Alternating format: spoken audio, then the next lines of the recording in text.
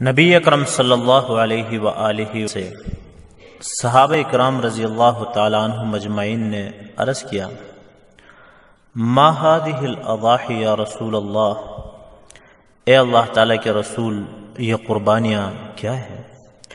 تو آپ صلی اللہ علیہ وآلہ وسلم نے ارشاد فرمایا، هذه سنت ابیکم ابراہیم علیہ السلام، یہ تمہارے والد بزرگوار حضرت ابراہیم علیہ السلام کی سنت ہے۔ تو صحابہ اکرام رضی اللہ تعالیٰ عنہ مجمعین نے عرض کیا، فما لنا فیہا یا رسول اللہ، کہ اس میں ہمارے لیے کیا اجر ہے؟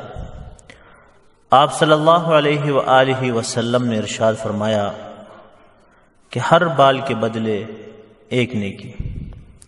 تو صحابہ اکرام رضی اللہ تعالیٰ عنہ مجمعین نے عرض کیا، اور اون کا کیا حکم ہے؟ تو آپ صلی اللہ علیہ وآلہ وسلم نے ارشاد فرمایا، لکل شعرۃ من الصوف، کہ اون کے ہر بال کے بدلے بھی ایک نیکی ہے۔ اور نبی اکرم صلی اللہ علیہ وآلہ وسلم کا ارشاد ہے، من کان لہ سعہ، کہ جس شخص کے پاس وسعت ہو، یعنی قربانی کر سکتا ہے، ولم یضحی، اور قربانی نہ کرے، فلا یقربن مصلانا، وہ ہرگز ہمارے عیدگاہ کے قریب نہ آئے۔ تو قابل احترام سامعین، ان احادیث سے یہ بات معلوم ہوتی ہے کہ جس شخص کے پاس گنجائش ہو تو اس پر قربانی واجب ہے۔ تو اب سوال یہ پیدا ہوتا ہے کہ قربانی جو ہے کس پر واجب ہے؟ تو اس کے لیے پہلی شرط یہ کہ وہ انسان عاقل ہو، بالغ ہو، آزاد ہو، مقیم ہو، یعنی مسافر نہ ہو، اور اس کے ساتھ ساتھ مسلمان کا ہونا بھی شرط ہے، کیونکہ غیر مسلم پر قربانی واجب نہیں ہے۔ اس طرح کوئی شخص عاقل نہیں ہے، مجنون ہے، بالغ نہیں ہے، نابالغ ہے، اور مقیم نہیں ہے بلکہ مسافر ہے، تو اس کے پاس اگر پیسہ بھی ہو اس 3 دنوں میں، اتنی گنجائش بھی ہو کہ وہ قربانی کر سکتا ہے، تو ان پر قربانی واجب نہیں ہے۔ ہاں، اگر کوئی شخص قربانی کرنا چاہے اپنی طرف سے نفل، تو اس پہ کوئی حرج نہیں ہے، لیکن اس پر قربانی واجب نہیں ہے۔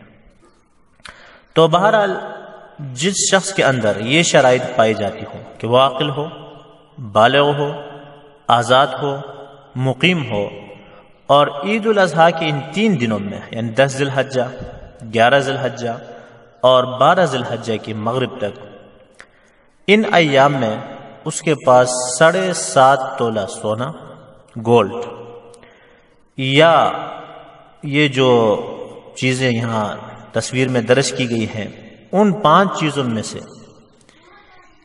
کسی ایک کا نصاب اس کے پاس ہو، یا ان سے ایک سے زائد چیزوں کا مجموعہ جو ہے وہ 52.5 تولہ چاندی یعنی سلور کی قیمت کو جب پہنچتا ہو، تو اس شخص پر قربانی جو ہے وہ کیا ہے؟ واجب ہے۔ اور یہ بات ذہن میں رہے کہ اس میں سال کا گزرنا جو ہے وہ کوئی واجب نہیں ہے۔ تو ذرا ان چیزوں کی تفصیل ہم ملاحظہ کریں۔ سب سے پہلی چیز جو ہے وہ سونا ہے۔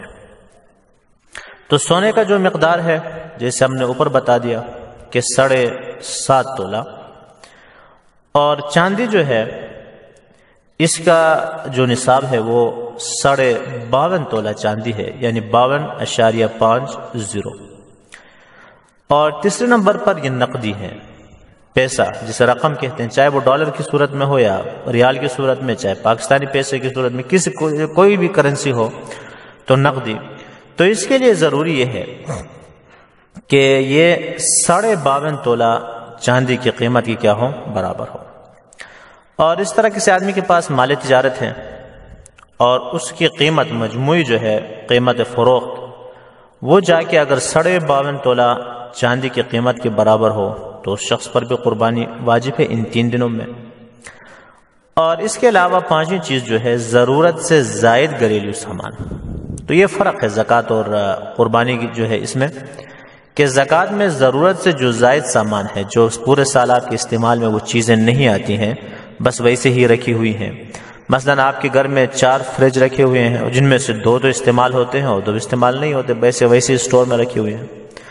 یا گھر میں آپ کی 2 گاڑیاں کھڑی ہیں، ایک گاڑی تو استعمال میں ہے اور ایک گاڑی کبھی بھی استعمال میں نہیں آئی، بس خالی سٹارٹ کر دیتے ہیں اور پھر وہیں کھڑی رہتی ہے۔